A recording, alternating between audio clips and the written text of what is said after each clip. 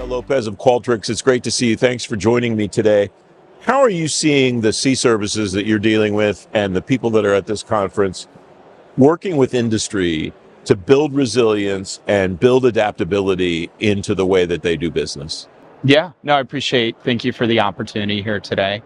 It's inspiring. The show floor is full of, a lot of peers in a space that are working both together with us by building solutions together to meet the mission of the Department of Navy, as well as, really new, innovative things to kind of accomplish what is new and notable in terms of, the evolving landscape, geopolitics, and all. And for us, really, our approach in the whole equation is there's a myriad of really complex solutions that are out there that are being worked and spiraling in. And kind of as Qualtrics, we're focused on humans and making sure that that piece, which is extremely complex, extremely unpredictable in terms of the relationship to those systems that we're building up, are considered and being taken into account for what's kind of evolving and the mission that's before us. So in that regard, we're super excited to be working with the Department of Navy and the partners and peers that are here at the show today.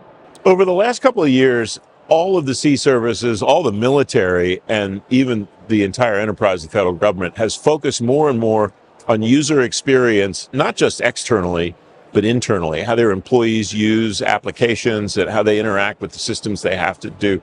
What's driven that evolution, and where do you see that evolution continuing to go? Yeah, it's a great question. I think it's a realization that you can't remove humans from any system or any interaction, right? So whether it's an IT solution, operational technology out in the field that's being operated, there's going to be a human at every facet. Even our AI models are really built on kind of human intelligence and the word of mouth there. So whether you're in the design phase or whether you're in the launch phase, humans will always be a part of that equation. And so I think it's a realization that because of this inevitability, you're going to have to take those opinions and those experiences into stride, right? Are there areas where the C services maybe are not realizing the maximum benefit of that, where they could apply the concept of user experience to something that maybe they're not applying it to today?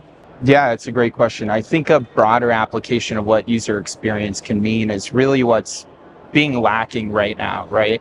When we consider, user experience is often system or technology or application driven, but when we look at it from the employee experience lens, from a total or full holistic experience management lens, and, take into consideration that the engineers that are building and the program managers that are building these systems are part of the end results in the user experience that will ultimately be delivered.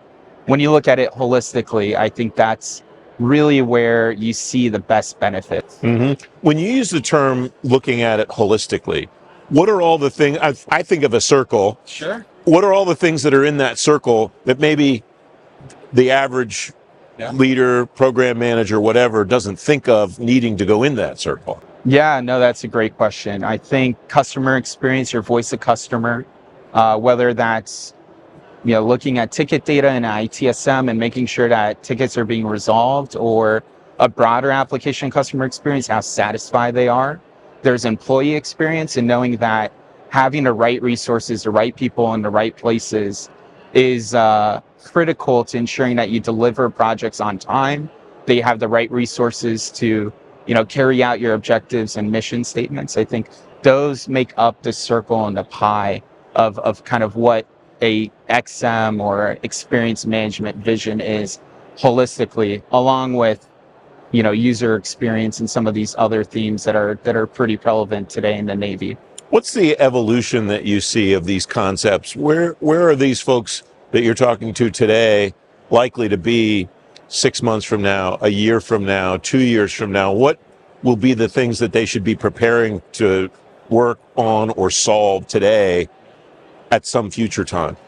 Yeah, I think really driving action, right? I think sometimes we think of experiences as feel-good stories, right? Just a sentiment, how happy or satisfied can feel like a little bit isolated from value sometimes, right? So I think what we're going to see is a lot deeper application of those insights in the day to day, making sure that they're actually part of each iterative step, not just a retroactive checkmark activity or a feel good story. And I think we're going to see things like AI being used to automate more and more kind of what is the scope of the action that can be taken from this data.